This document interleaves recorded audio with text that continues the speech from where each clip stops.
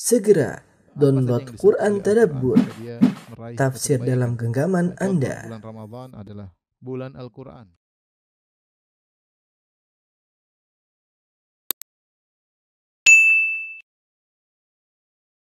Bismillahirrahmanirrahim. Assalamualaikum warahmatullahi wabarakatuh. Alhamdulillahi ala ihsani wa syukru lahu ala taufiqihi wa amtinani wa asyhadu an la ilaha illallah wahdahu la syarika lahu ta'ziman li sya'ni wa asyhadu anna Muhammadan abduhu wa rasuluhu da'ila ridwani. Allahumma salli alaihi wa ala alihi wa ashabihi wa ikhwani. Rekan-rekan sekalian yang dirahmati oleh Allah Subhanahu wa taala, alhamdulillah pada kesempatan kali ini Allah masih memberikan kita kenikmatan, nikmat iman, kesempatan untuk bisa duduk bermajelis ilmu. Semoga pertemuan kita diberkahi oleh Allah Subhanahu wa taala dan dicatat sebagai pemberat timbangan kebajikan kita di akhirat kelak, yang kita tidak tahu kapan kita akan dipanggil oleh Allah Subhanahu wa taala. Dan topik yang akan kita bahas pada kesempatan kali ini adalah tentang meneladani Rasulullah sallallahu alaihi wasallam dalam seluruh aspek kehidupan. Sungguhnya, ya. Jadi judulnya adalah meneladani Nabi sallallahu alaihi wasallam dalam seluruh aspek kehidupan.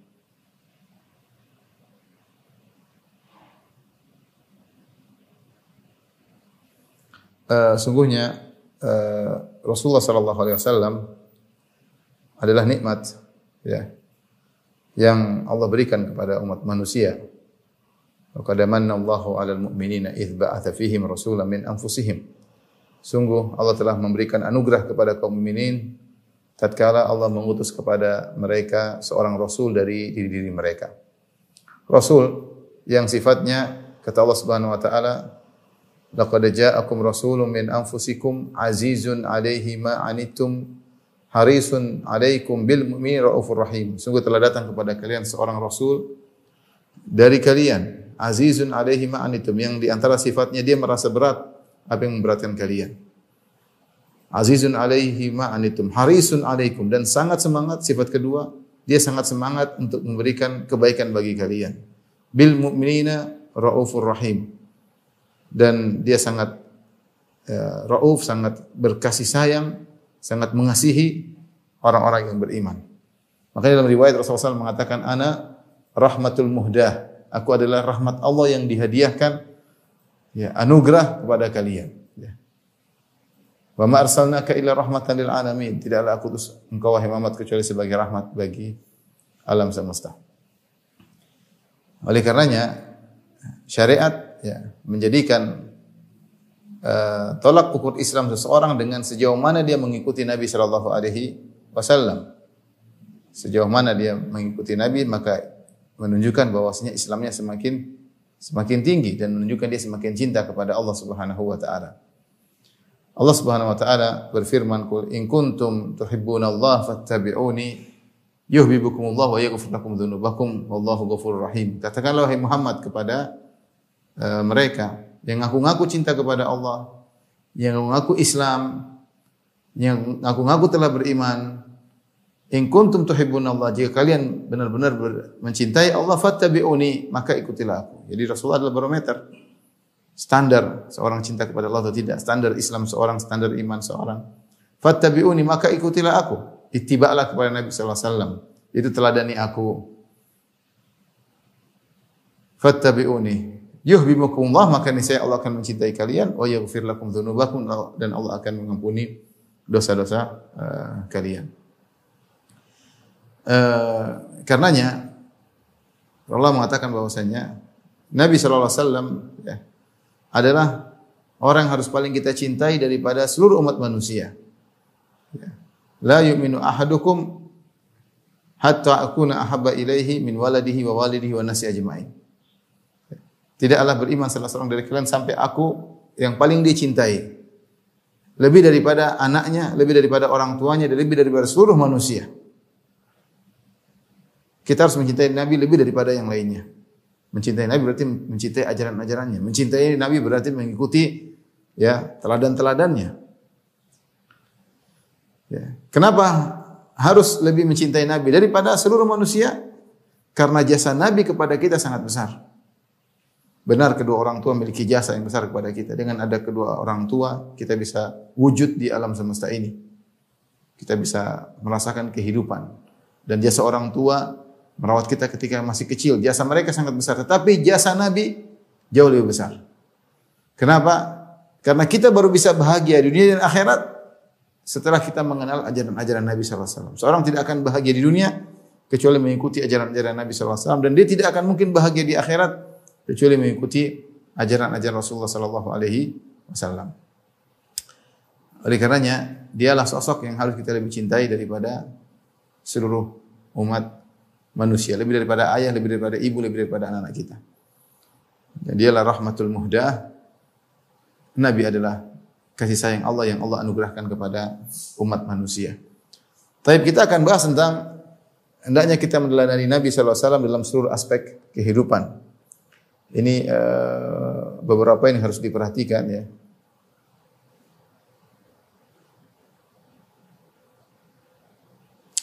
Yang pertama, bahwasanya dalil terlalu banyak dalil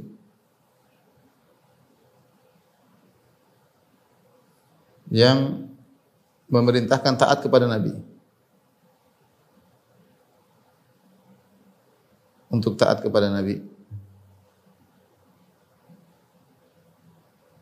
sallallahu alaihi wasallam. Ya, seperti firman Allah Subhanahu wa taala contohnya, kata Allah Subhanahu wa taala misalnya, "Wa ma atakumur rasul fakhudhu, wa ma atakumur rasul fakhudhuhu, wa ma nahakum anhu fantahu." Kata Allah Subhanahu wa taala, apa yang datang dari Rasul, yang Rasul bawa kepada kalian, fakhudhu, maka ambillah. Semua yang Rasul bawa kepada kalian ambillah. Wa ma nahakum anhu fantahu, dan apa yang Rasulullah SAW larang, maka tinggalkanlah. Perintah. Kata Allah fakhudhu, kata Allah ambillah. Semua yang Rasulullah bawa ambillah, dan semua yang Rasulullah larang tinggalkanlah. Ini ayat jelas untuk taat kepada Nabi sallallahu alaihi wasallam. Kemudian juga misalnya firman Allah Subhanahu wa taala, ya. Ati'ullah wa ati'ur Rasul. Recording in progress. Wa ati'ur Rasul. Ati'ullah wa ati'ur Rasul. Wa ulil amri minkum. Kata Allah, taatlah kepada Allah dan taatlah kepada Rasulullah sallallahu alaihi wasallam. Allah suruh taat kepada Rasulullah. Bahkan Allah mengatakan, ya. May yuti'ir Rasul faqad ata'a Allah. Ayat ini sangat penting. Siapa yang taat kepada Rasulullah, maka dia telah taat kepada Allah.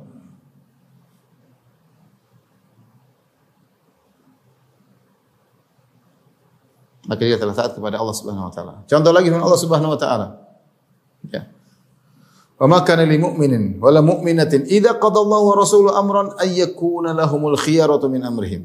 Ya, wa ma kana li mu'minin wa la mu'minatin. Ya. Idza qada Allahu wa rasuluhu amran ay yakuna lahumul khiyaratu min amrihim. Artinya tidak pantas bagi seorang lelaki mukmin maupun seorang wanita mukminah kalau Rasulullah SAW sudah memberi pilihan kemudian dicari pilihan yang lain, tidak pantas.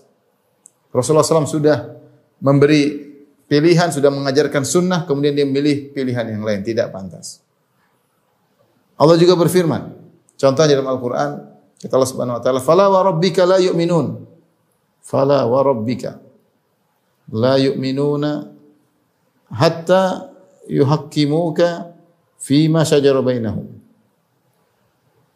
Thumma la yajidu fi anfusihim harajan mimma qadaita wa yusallimu taslima. Kata Allah Subhanahu wa taala, demi Rabbmu, Allah bersumpah dengan dirinya. Kata Allah, demi Rabbmu wahai Muhammad, la yu'minun, mereka tidak beriman. Hatta yuhaqqimuka fima shajara bainahum, sampai mereka menjadikan engkau hakim pada perkara-perkara yang mereka perselisihkan.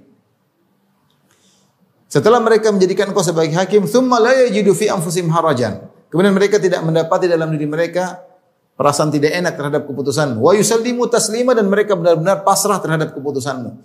Ini baru benar kita berkata, raditu billahi rabba wa bil islami dina wa bi Muhammadin rasulah. Aku ridha Allah sebagai Tuhanku, aku ridha Islam sebagai agamaku, aku ridha Muhammad sebagai Rasul dari Allah Subhanahu wa taala, utusan Allah.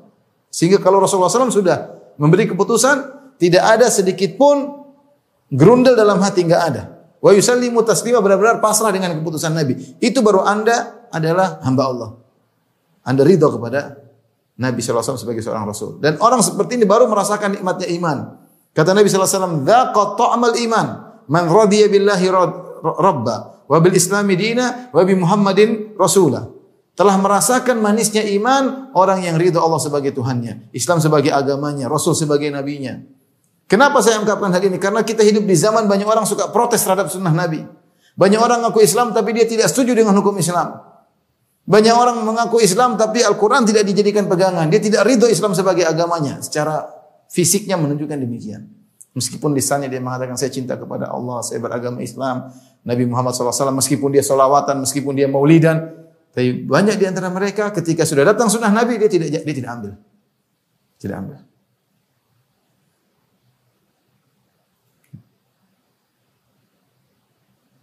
Kata Allah Subhanahu wa taala, "Fa in tanaza'tum fi syai'in faruddu ila Allahi war Rasul."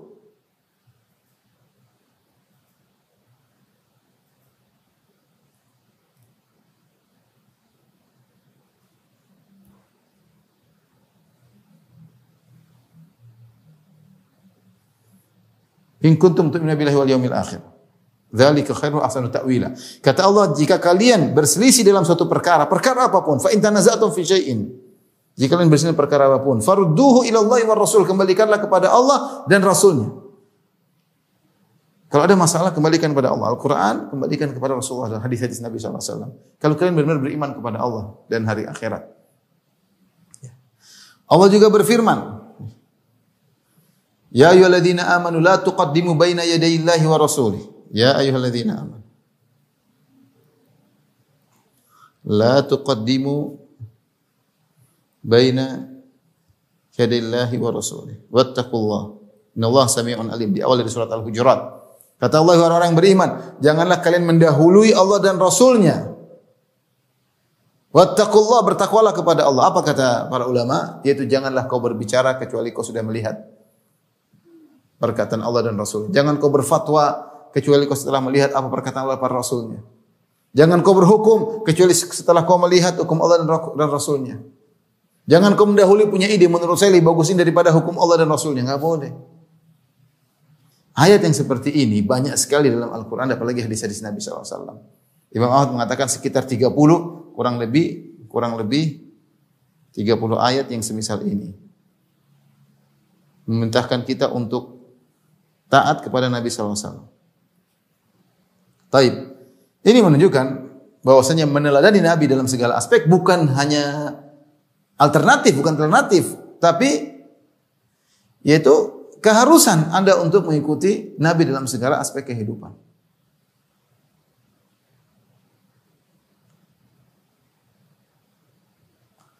Tapi ini poin pertama yang saya sampaikan ya. Jadi kita disuruh mengikuti Nabi SAW. Dan perhatikan ayat-ayat ini semua, perhatikan. Ini ayat semuanya. Semuanya umum. Yaitu harus ikut Nabi dalam segala hal. Harus meneladani Nabi dalam segala hal. Perkara dunia maupun perkara akhirat. Perkara akhirat ya, maupun dunia ya. Karena dunia banyak yang diajar oleh Nabi SAW ya. Memang benar Nabi bersabda, antum a'lamu bi umuri dunyakum. Kalian lebih paham tentang urusan dunia kalian. Tapi ada aturan-aturan dalam urusan dunia. Nanti akan kita jelaskan. Kita harus mengikuti aturan-aturan tersebut meskipun dalam urusan dunia. Baik. Karenanya datang perintah khusus atau datang isyarat khusus, datang ayat khusus yang menunjukkan Nabi teladan. Nabi adalah teladan. Ayatnya kita semua hafal, sejak SD kita sering dengar, laqad kana lakum fi Rasulillahi uswatun hasanah. Laqad kana lakum fi Rasulillahi uswatun hasanah liman kana yarjullaha wal yawmil akhir wa dzakarallaha katsiran. Sungguh pada diri Nabi ada uswah hasanah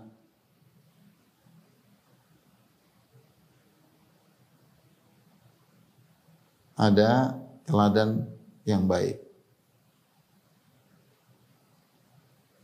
Nabi adalah praktek nyata Al-Quran. Aisyah radhiyallahu taala anha tatkala ditanya an khuluqin Nabi sallallahu alaihi wasallam, bagaimana akhlak Nabi sallallahu alaihi wasallam, maka Aisyah berkata, kana khuluquhul Quran. Akhlak Nabi adalah Al-Quran. Nabi adalah Al-Quran yang berjalan. Itulah praktek Al-Quran dipraktekkan langsung oleh Nabi sallallahu alaihi wasallam. Dan ayat menyuruh kita untuk meneladani Nabi sallallahu alaihi wasallam secara khusus, dan kita diperintahkan untuk taat kepada Nabi dalam segala hal, dalam segala hal. Ini kenapa yang saya sampaikan? Karena sebagian orang mulai memilah-milih. Kita kalau akidah saja ikut Nabi, atau kalau fikih saja ikut Nabi. Kalau akidah kita punya kaidah ilmu filsafat. Kalau masalah siasat politik kita enggak ikut Nabi sallallahu alaihi wasallam. Kalau masalah adab kita sendiri aja. Kalau Nabi hanya dalam masjid aja urusan Nabi. Jadi mereka membatasi mengikuti meneladani Nabi tidak dalam segala aspek kehidupan, tapi aspek yang sesuai dengan hawa nafsu mereka. Mereka tidak totalitas dalam meneladani Nabi sallallahu alaihi wasallam. Ini namanya tidak ridho Muhammad sebagai Rasul, tidak ridho. Karena menurut dia ada beberapa hal yang Nabi tidak sejalan, tidak relevan lagi dengan zaman ini. Sehingga kita punya alternatif lain, ini enggak benar.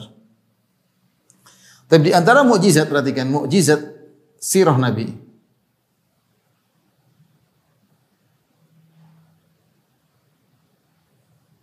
Sallallahu alaihi wasallam.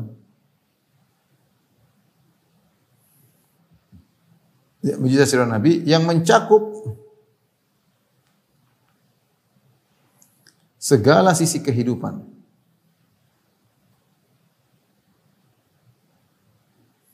Ini di antara hal yang menakjubkan ya. Ini tidak kita dapati dalam sirah manapun. Jadi Allah Subhanahu wa taala ketika menjalankan kehidupan Nabi sallallahu alaihi wasallam ya. Kehidupan Nabi dari A sampai Z semuanya teladan. Jadi semua teladan. Sampai Allah bersumpah dengan umur Nabi sallallahu alaihi wasallam. Kata Allah, la amruka innahum la fi sakratihim ya'mahun. Kata Allah, demi umurmu wahai Muhammad, sungguhnya mereka kaum Nabi Lut terombang-ambing dalam mabuk syahwat. Tapi Allah bersumpah dengan umur Nabi, dan tidak ada orang yang Allah bersumpah dengan umurnya seperti Nabi sallallahu alaihi wasallam. La amruka, demi umurmu wahai Muhammad. Kenapa? Kata para ulama, karena umur Nabi dari awal sampai akhir semuanya teladan. Semua teladan.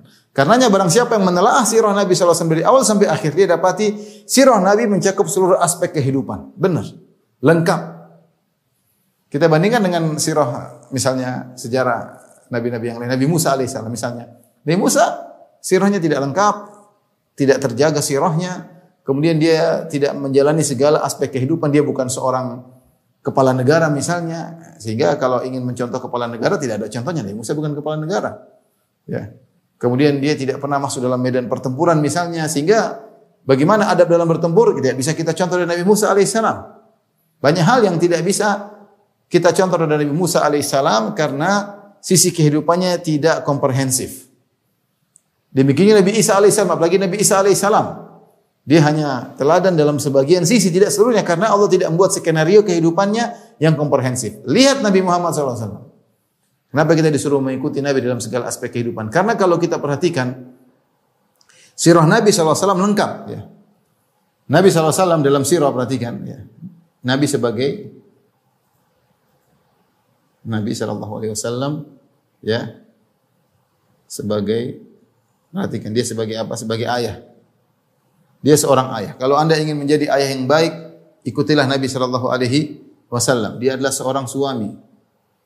Kalau ingin menjadi suami yang terbaik, dialah Nabi SAW contohnya, suami terbaik. Khairukum li ahlihi wa ana khairukum li ahli. Sebaik-baik kalian adalah yang terbaik bagi istri, dan aku adalah suami yang terbaik. Nabi SAW mengatakan demikian. Dia adalah teman bagi para sahabat. Kalau ingin tahu bagaimana bersahabat yang baik, lihatlah bagaimana praktek Nabi terhadap para sahabat-sahabatnya. Bagaimana perhatian kepada mereka, bagaimana Nabi tidak pelit kepada mereka, bagaimana Nabi SAW ya perhatian sama mereka, luar biasa. Sahabat terbaik bagi sahabat yang lain adalah Muhammad SAW. Lihatlah dia ternyata ya kepala negara. Seorang ingin menjadi kepala negara yang baik, contohi Nabi SAW. Dia kepala negara yang terbaik. Dia seorang pasukan yang terbaik, ya. Panglima perang yang terbaik. Yang terbaik. Ya. Contoh Nabi sallallahu alaihi wasallam. Seorang yang jadi panglima, lihat bagaimana taktik perang Nabi sallallahu alaihi wasallam. Taktik perang Nabi sallallahu alaihi wasallam. Bagaimana dia menghadapi musuh yang berbagai model dalam perang Badar, dalam perang Uhud, dalam perang Khandaq, berbagai macam model perang, bagaimana kebijakan Nabi dalam menghadapi itu semua. Beliau adalah majikan bagi pembantu. Ingin majikan yang baik, lihat bagaimana Nabi SAW sebagai seorang majikan. Bagaimana Nabi punya pembantu namanya Anas bin Malik radhiyallahu anhu. Bahkan Nabi juga punya pembantu seorang gulam Yahudi, pemuda Yahudi. Lihat bagaimana sikap Nabi terhadap pembantunya. Semuanya ada pada Nabi sallallahu alaihi wasallam. Mau jadi apa? Semuanya ada contohnya. Nabi mencontohkan itu semua. Bagaimana bermuamalah, semuanya telah dicontohkan oleh Nabi sallallahu alaihi wasallam. Makanya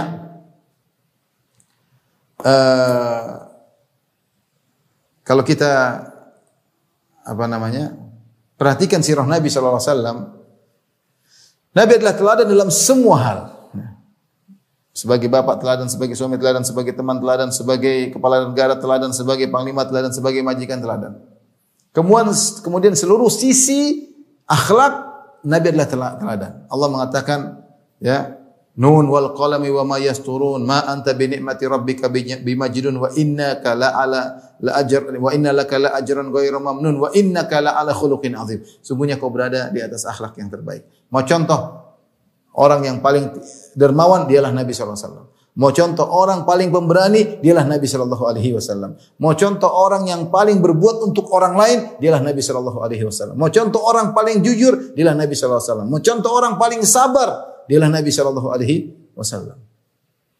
Semua. Jadi memang subhanallah, skenario dari sirah Nabi sallallahu alaihi wasallam luar biasa. Allah buat kisah Nabi itu, Allah sudah takdirkan dengan sedemikian rupa sehingga dia komprehensif. Sampai-sampai Ibnu Hazm rahimahullah mengatakan, barang siapa yang menelaah sirah Nabi sallallahu alaihi wasallam, maka mau tidak mau dia pasti masuk Islam. Dia pasti mengetahui Nabi yang sesungguhnya. Kalau dia telah sirah Nabi dengan sesungguhnya.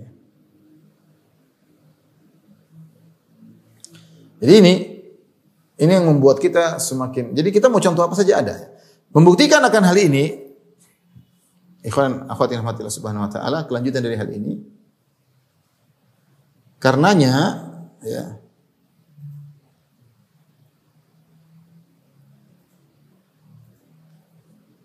siapa yang menelaah, ya, fikih Islami, dia akan tahu bahwasanya bahwa ajaran Nabi lengkap. Sallallahu alaihi wasallam lengkap.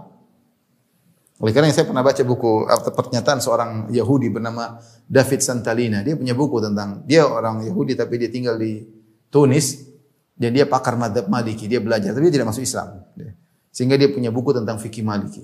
Dia orang yang melihat karangan dia menyangka dia orang alim Islam. Ternyata dia tetap saja orang kafir. Tapi dia mengakui bahwasanya Islam sudah cukup, tidak perlu dengan syariat yang lain. Tidak perlu.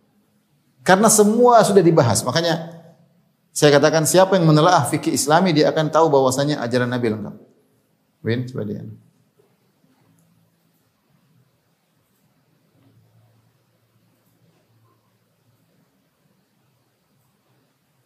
Tapi coba kita tengok bab-bab dalam fikih Islami. Ini sekedar saya menerangkan bahwasanya kita harus mengikuti Nabi dalam segala hal. Ya. Pembahasan Islam. Pembahasan ajaran agama Islam.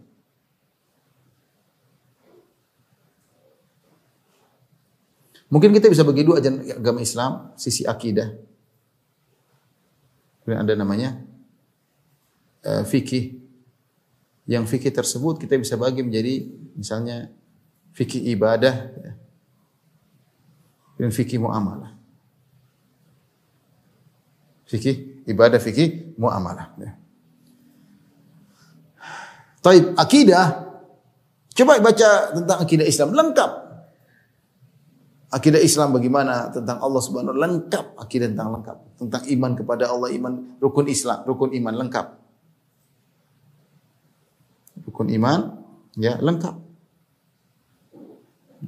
Dari iman kepada Allah, iman kepada malaikat, iman kepada kitab-kitab, iman kepada para rasul, iman kepada hari kebangkitan, iman kepada takdir, lengkap. Ya. Nah, kita harus mengikuti Nabi dalam segala akidah yang diajarkan oleh Nabi sallallahu alaihi wasallam. Lihat bagaimana di alam barzah dijelaskan secara detail, bagaimana kematian, proses keluarnya ruh dijelaskan secara detail dalam Islam. Sampai surga dan neraka dijelaskan secara detail. Kurang apa lagi? Lengkap. Kita bicara muamalah, ya, muamalah luar biasa ya. Kita tambah lagi mungkin masalah adab, ya. Kalau mau ditambah adab, ya. Adab saja kita banyak sekali. Mau adab makan, adab minum, adab tidur, adab buang hajat, adab bertetangga, banyak sekali. Ya. Adab aja pada adab makan, tidur, buang hajat. Adab safar, ya, lengkap. Apalagi adab bertetangga, adab terhadap suami, terhadap istri, terhadap anak, terhadap orang tua, lengkap. Ya. Terhadap tamu, terhadap kawan. Ini semua ada contohnya, semua ada dalilnya.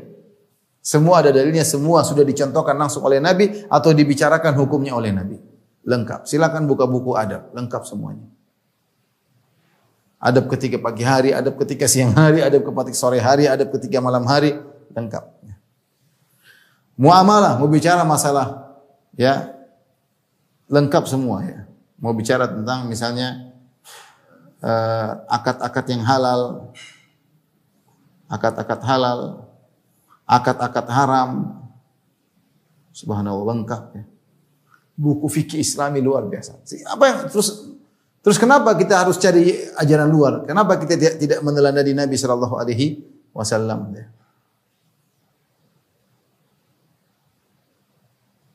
Belum kita bicara tentang misalnya muamalah keluarga ya, fikih usrah ya. Kalau kita mau pisahkan misalnya fikih keluarga ya. Lengkap dari bagaimana ta'aruf ada aturannya, nazar dan macam-macamnya, ada fikihnya, terus bagaimana proses pernikahannya, kalau terjadi begini-begini lengkap semuanya. Bagaimana kalau terjadi pertentangan atau pertikaian antara suami dan istri, bagaimana kalau terjadi perceraian, ada cerai, ada talak, ada khulu, ada fasakh, lengkap semuanya. Lengkap. Bagaimana kalau cekcok keluarga, bagaimana menghadapinya, lengkap. Bagaimana metode Islami dalam menghadapi problematika rumah tangga. Bagaimana jika seorang laki kemudian memiliki lebih dari satu istri, dijelaskan dengan detail. Semua dicontohkan atau diucapkan oleh Nabi SAW. Lengkap. Kita bicara ibadah, ibadah lengkap mau dari rukun Islam, salat, ya, puasa, kemudian zakat, haji, lengkap semuanya ibadah. Bahkan ada fikih jinayat, ya. Kriminal, ya. Misalnya fikih jinayat kriminal.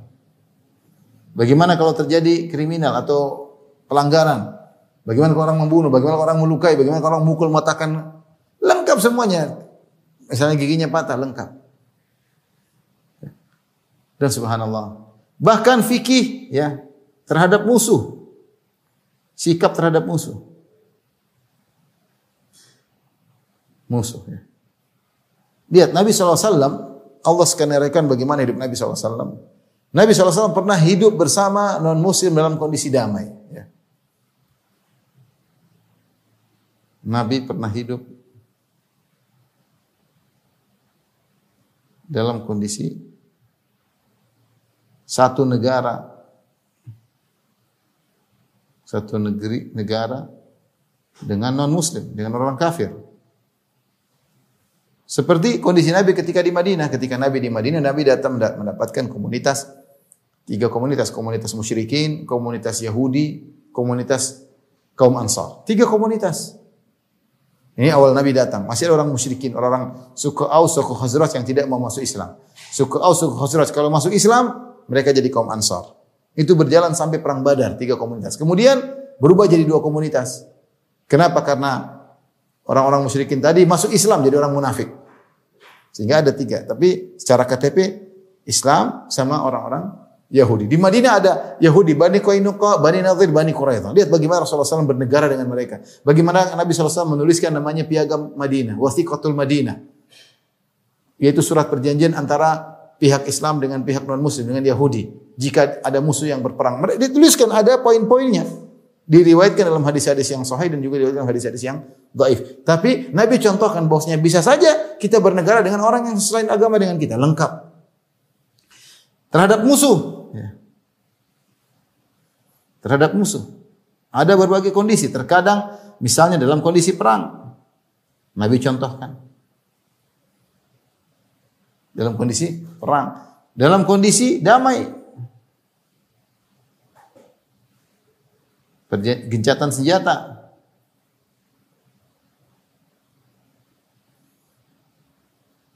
Seperti ketika Nabi SAW gencatan senjata dengan kaum musyrikin dalam perjanjian Al-Hudaybiyah. Jadi maksud saya, semua sudah ada contohnya. Tidak ada celah bagi kita mengatakan saya ingin ikut Nabi saja dalam urusan misalnya akidah, adapun urusan politik, dalam urusan dunia saya enggak. Kita bilang, Allah yang mengatakan, "Wa ma atakumur rasul fakhudhu." Apa yang Rasulullah datangkan, ambillah. "Wa ma nahakum anhu fantahu." Dan apa Rasulullah larang, tinggalkanlah. Dan semua perkara sudah dibahas dalam buku-buku fikih. Silakan Anda buka buku fikih atau buku akidah, lengkap semuanya. Permasalahan semua yang Anda hadapi dalam kehidupan ini sudah dibahas oleh para ulama. Sudah dibahas oleh para ulama. Sehingga dari sini ikhwan dan akhwat yang rahmatillah subhanahu wa ta'ala, wajib bagi kita untuk mencontohi Nabi SAW dalam segala hal. Kalau kita ingin bahagia, ikuti Nabi SAW. Sufyan Ats-Tsauri berkata, "In istata'ta alla tahukka ra'saka illa bisunnah faf'al." Kalau kau mampu tidak menggaruk kepalamu kecuali ada dalilnya, maka lakukanlah. Itu seorang berusaha untuk mencari dalil dalam segala kegiatannya. Di antara ulama yang terkenal, ya, setiap mendapatkan hadis dia amalkan adalah Imam Ahmad rahimahullah ta'ala. Imam Ahmad menyebutkan, kalau dia meriwayatkan hadis, dia berusaha mengamalkan hadis tersebut. Padahal berapa puluh ribu hadis dalam Musnad Imam Ahmad yang diriwayatkan oleh Imam Ahmad. Berarti berapa puluh ribu amalan yang dikerjakan oleh Imam Ahmad. Sampai suatu hari dia melewati suatu hadis Nabi SAW, ihtajama Nabi SAW wa a'ta al-Hajjam Aba Taibah dinaran. Sampai dia melihat suatu hadis di mana Rasulullah SAW pernah berbekam, kemudian Rasulullah SAW memberikan upah kepada pembekam 1 dinar, 4/4 gram emas. Maka dipraktekkan oleh Imam Ahmad. Dia berusaha mencontohi Nabi dalam segala hal, sampai dia pun berbekam dan dia kasih tukang bekamnya 1 keping dinar. Dan itu upah yang sangat besar. Jadi ikhwan dan akhwat yang rahmatillah subhanahu wa ta'ala, inilah kewajiban kita mengikuti Nabi SAW. Sejauh mana kita ikuti Nabi SAW, maka sejauh itu pula kita akan bahagia. Sejauh itu pula kita akan dekat dengan Allah Subhanahu wa ta'ala. Apa kata Allah dalam hadis qudsi? "Wala yazalu 'abdi yataqarrabu ilayya bin nawafil hatta uhibbahu." Senantiasa hambaku mendekatkan dirinya kepadaku dengan perkara-perkara yang sunnah sampai aku pun mencintainya. Semakin kita, ya tadi Allah sudah mengatakan dalam Al-Quran, "Qul in kuntum tuhibbunallaha fattabi'uni." Katakan wahai Muhammad kepada mereka, kalau kalian cinta kepada Allah, contohilah aku, teladanilah aku Muhammad sallallahu alaihi wasallam. Kalau kalian sudah mencontohi aku, yuhibbukumullah, niscaya Allah akan mencintai kalian. Bukan cuma sekedar cinta, wa yaghfir lakum dzunubakum, dan Allah akan mengampuni dosa-dosa kalian. Dan dalam hadis qudsi tadi saya bacakan, Rasulullah Allah berfirman, "Wa la yazalu 'abdi yataqarrabu ilayya bin nawafil hatta uhibbah." Senantiasa hambaku mendekatkan dirinya kepadaku dengan perkara-perkara yang sunnah sampai aku pun mencintainya. Bagaimana kita menjalankan sunnah? Ya kenali sunnah-sunnah Nabi terus dalam segala hal. Kita berkata berusaha ikut sunnah Nabi. Kita berbicara dengan istri supaya ikut. Dalam rumah kita terapkan sunnah Nabi, di rumah, di luar, bertetangga, di masjid. Ya, ketemu orang miskin ada sunnah Nabi bagaimana? Ya. Wala yazalu 'abdi yataqarrabu ilayya bin nawafil hatta uhibbah. Senantiasa hambaku mendekatkan dirinya kepadaku dengan sunnah-sunnah, mengamalkan amalan-amalan sunnah, itu sunnah Nabi, hatta uhibbahu, sampai aku pun mencintainya. Fa idza ahbabtuhu, jika aku sudah mencintainya, kuntu sam'ahu alladhi yasma'u bi, aku menjadi pendengarannya, itu aku akan bimbing pendengarannya, jadi dia akan mendengar sembarangan. Wa basarahu alladhi yubsiru bihi, aku akan menjadi penglihatan, yaitu aku akan bimbing penglihatannya, jadi dia akan melihat sembarangan, yang haram dia tidak akan lihat, kalau dia pun lihat dia akan istighfar. Wa yadahu allati yabtishu biha. Aku akan menjadi tangannya yang dia kemudian memukul atau memegang dengan tangannya. Ya. Wa yadahu allati yamshi 'alaiha, dan aku menjadi kakinya yang dia akan berjalan dengan kaki tersebut. Dalam riwayat wa qalbahu alladhi yaqilu bihi, aku akan menjadi hatinya yang dia berfikir dengan hati tersebut. Wa lisanahu alladhi yantiqu bihi, aku akan menjadi lisannya yang dia akan berbicara dengan lisan tersebut. Artinya kalau seorang semakin dekat dengan Nabi, semakin mencontohi Nabi sallallahu alaihi wasallam, maka Allah akan semakin membimbingnya. Ini semua yang saya bawakan ikhwan dan akhwat yang dirahmati Allah Subhanahu wa taala, ya, menunjukkan bahwasanya kita hendaknya mengikuti meneladani Rasulullah SAW dalam setiap aspek kehidupan. Kita berusaha dari bangun tidur sampai tidur lagi, ikuti sunnah Nabi Sallallahu Alaihi Wasallam. Ketemu tetangga, sunnahnya bagaimana? Ketika di kantor, sunnahnya bagaimana? Terhadap bos bagaimana? Ketika bermuamalah, sunnahnya bagaimana? Dalam segala aspek kehidupan, sehingga kita benar-benar ridho bahwasanya Muhammad adalah sebagai Nabi kita. Ikhwan dan akhwat yang dirahmati Allah Subhanahu Wa Taala, ini perkara yang penting bagi kita semua, sehingga kita tidak ragu untuk mempelajari fikih Islami. Saya katakan tadi, sebagai saya isyaratkan, karena di sana ada sekelompok orang yang mereka meragukan akan hal ini, ya, membuat keraguan akan hal ini, sehingga mereka seakan-akan menyatakan bahwasanya ajaran Nabi hanya diikuti misalnya dalam masjid, misalnya kelompok-kelompok sekuler. Mereka memisahkan masalah ibadat dengan muamalah. Kata mereka, ikut Muhammad sallallahu alaihi wasallam dalam masalah ibadat. Adapun dalam masalah muamalah enggak, kita punya jalan sendiri. Apalagi sudah bicara masalah misalnya hubungan antar negara, hubungan, enggak, kita enggak ikut. Ini enggak benar. Ajaran Islam sudah lengkap, komprehensif. Sampai Islam mengajarkan bagaimana bermuamalah dengan musuh, bermuamalah dengan non-muslim, sudah diajarkan. Bagaimana bermuamalah dengan non-muslim yang tinggal dalam negara Islam, sudah diajarkan. Sampai Ibnu Qayyim punya buku Ahkam Ahli Dhimmah, hukum-hukum terkait dengan orang kafir yang tinggal dalam negeri Islam. Ada aturannya semuanya. Lengkap, komprehensif, sempurna. Benarlah firman Allah Subhanahu wa taala, "Al-yauma akmaltu lakum dinakum." Pada hari ini aku sempurnakan bagi kalian agama kalian. Nah, tinggal kita mau ikut Nabi atau tidak. Jangan dengarkan celotehan-celotehan orang seperti itu. Perlu saya sampaikan ini, karena sebagian orang ketika masalah akidah, dia mulai meninggalkan sunnah Nabi. Allah menyuruh berhukum kepada Nabi sallallahu alaihi wasallam. Allah mengatakan, "Fa in tanaza'tum fi syai'in faruddu ila Allah war Rasul." Jika terjadi suatu perselisihan, kembalikan kepada Allah dan Rasulnya. Fa makhtalafum fi syai'in fa hukmu ila Allah. Kalian berselisih tentang suatu pun, kembalikan kepada Allah. Yaitu kembalikan kepada Al-Quran yang dibawa oleh Rasulullah sallallahu alaihi wasallam. Allah mengatakan, "Fala wa rabbika la yu'minun." Demi Allah mereka tidak beriman sampai hatta yuhakimuka fi ma syajara bainahum, sampai engkau menjadi hakim dalam perselisihan yang mereka dapati. Kita dapati sekarang sebagian orang masalah akidah, enggak, dia punya aturan sendiri. Dia punya aturan dari filsafat Yunani, bahwasanya Tuhan harus begini, harus begini, harus begini. Tinggal ayat dan hadis yang dia jadi hakim untuk memilih-milih ini diterima atau tidak. Bukan otaknya yang ditimbang dengan Al-Quran dan Sunnah, tapi dia ingin nimbang Al-Quran dan Sunnah dengan otak dia. Jadi ini terjadi. Maka sungguh indah perkataan Imam Malik rahimahullahu ta'ala. Ya laita syi'ri bi ayyi aqlin yuzanul kitabu wa sunnah. Kabarkanlah kepadaku dengan akal siapa yang mau menimbang Al-Quran dan Sunnah.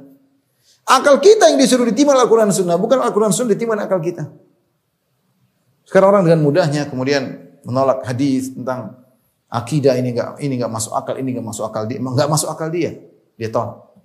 Enggak masuk akal kamu, masuk akal orang lain. Ayat-ayat ditakwil, ayat-ayat ditolak.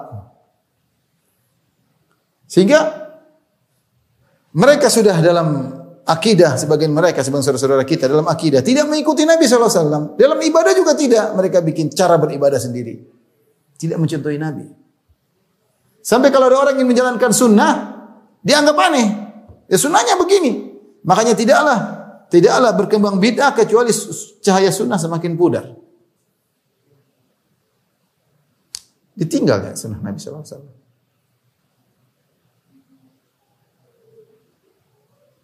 Berbalik. Contoh sederhana saya bilang, misalnya sunnah, apa yang dilakukan sunnah ketika orang meninggal dunia? Sunnahnya kita bantu.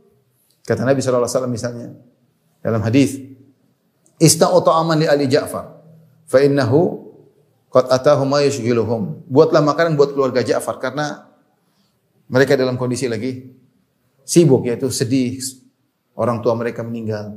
Sehingga sunnahnya para sahabat buat makanan berikan kepada. Namanya orang lagi musibah kan memang kita bantu. Coba ketika sunnah dibalik, sunnah tidak dikerjakan malah kebalikannya. Buat acara yang merepotkan orang yang meninggal. Dan kita bilang sunnahnya, coba jelaskan pada sunnahnya dulu, jelaskan. Kerjakan sunnahnya bagaimana. Nah ketika seorang melakukan suatu perbuatan yang tidak sunnah, sunnah tertutup, orang tidak kenal sunnah. Akhirnya orang terkena musibah semakin sulit. Harus buat acara 1, 2, 3, 4, 5, 6, 7 itu enggak gampang. Yang tidak pernah diperhatikan oleh Nabi SAW. Tidak pernah diperhatikan oleh para sahabat. Tidak pernah diperhatikan oleh 4 imam. Tidak ada. Tahu-tahu sekarang jadi wajib. Kalau tidak ada yang melakukan, dikatakan menyimpang dan sesat. Dan ini terjadi. Jadi, kita ridho Muhammad sebagai Rasul sallallahu alaihi wasallam Allah, maka kita berusaha menjalankan segala sunnahnya. Dalam akidah kita ikut sunnah Nabi sallallahu alaihi wasallam. Dalam ibadah kita ikut sunnah Nabi sallallahu alaihi wasallam. Tidak perlu kita bikin ibadah-ibadah baru. Ya. Dalam muamalah kita ikut Nabi sallallahu alaihi wasallam. Nabi sallallahu alaihi wasallam kalau bicara muamalah luar biasa. Ya. Berapa kali saya sering sampaikan tentang wasiat-wasiat Islam terhadap para pekerja. Ya. Tentang harus jujur, harus amanah, ya. Harus sesuai dengan kesepakatan, ya. Dengan dijelaskan oleh Nabi SAW, harus tawakal kepada Allah Subhanahu Wa Taala. Tawakal yang benar bagaimana?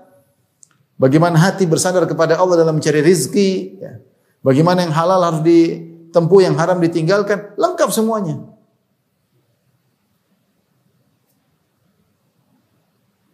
Jadi seluruh aspek sudah dicontohkan oleh Nabi Sallallahu Alaihi Wasallam. Kalau kita bicara masalah keluarga, luar biasa. Semua dicontohkan dari Nabi.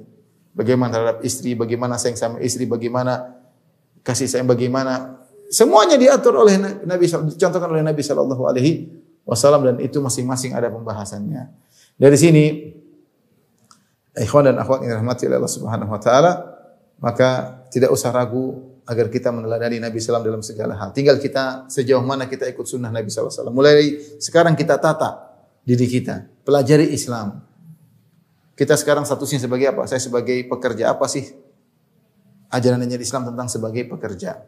Saya sebagai ASN atau PNS. Apa sih yang harus saya kerjakan sebagai PSN? Apa sih kewajiban saya yang diatur dalam Islam? Saya sebagai pejabat. Pejabat bagaimana sih dalam Islam? Pelajari. Saya sebagai seorang ustadz, bagaimana sih ustadz yang seharusnya dalam Islam yang diajarkan oleh Nabi Sallallahu Alaihi Wasallam? Ya. Saya sebagai seorang istri, apa sih wasiat-wasiat Nabi terhadap seorang istri dalam bersikap terhadap suaminya? Ya. Bagaimana sih ibadah yang harusnya kita kerjakan di malam hari, ibadah di siang hari? Apa sih yang harus saya lakukan terhadap orang tua saya, kepada kakak, kepada adik saya? Ada adab-adabnya, diperhatikan, dipelajari. Bagaimana sih adab sesungguhnya saya terhadap dengan tetangga? Bagaimana sih adab saya terhadap orang yang menzalimi saya? Bagaimana sih kalau saya hidup bertetangga dengan orang non-muslim? Adabnya bagaimana? Semuanya lengkap. Semuanya lengkap. Tinggal kita mau jalankan atau tidak. Semakin kita berusaha mengenal sunnah-sunnah Nabi dan menjalankannya, semakin Allah mencintai kita. Dan semakin kita dijaga oleh Allah Subhanahu Wa Ta'ala. Alhamdulillah Islam sudah sempurna. Kita tidak butuh dengan ajaran-ajaran dari yang lain yang penuh dengan kekurangan dan tidak lengkap. Jadi inilah ikhwan dan akhwat yang rahmati Allah Subhanahu Wa Ta'ala. Saya hanya sekedar memberikan gambaran yang global bahwasanya wajib bagi kita untuk meneladani Rasulullah SAW dalam segala hal, karena semua sudah diajarkan oleh Nabi Sallallahu Alaihi Wasallam. Tidak ada satu perkara pun yang dihadapi oleh kita dalam kehidupan sehari-hari kecuali ada sunnah, ya. Sunnah yang harus dikerjakan seperti apa, adabnya bagaimana, ya. Ajaran Islam bagaimana dalam hal ini, dan semua sudah dibahas oleh para ulama dalam buku-buku fikih yang panjang-panjang, ya, secara detail oleh para ulama. Tinggal kita belajar. Kalau kita tidak tahu atau kita bertanya kepada para ulama yang mengetahui akan hal tersebut. Baik, demikian saja yang saya sampaikan. Kurang lebih saya mohon maaf. Wabillahi taufiq wal hidayah. Assalamualaikum warahmatullahi wabarakatuh.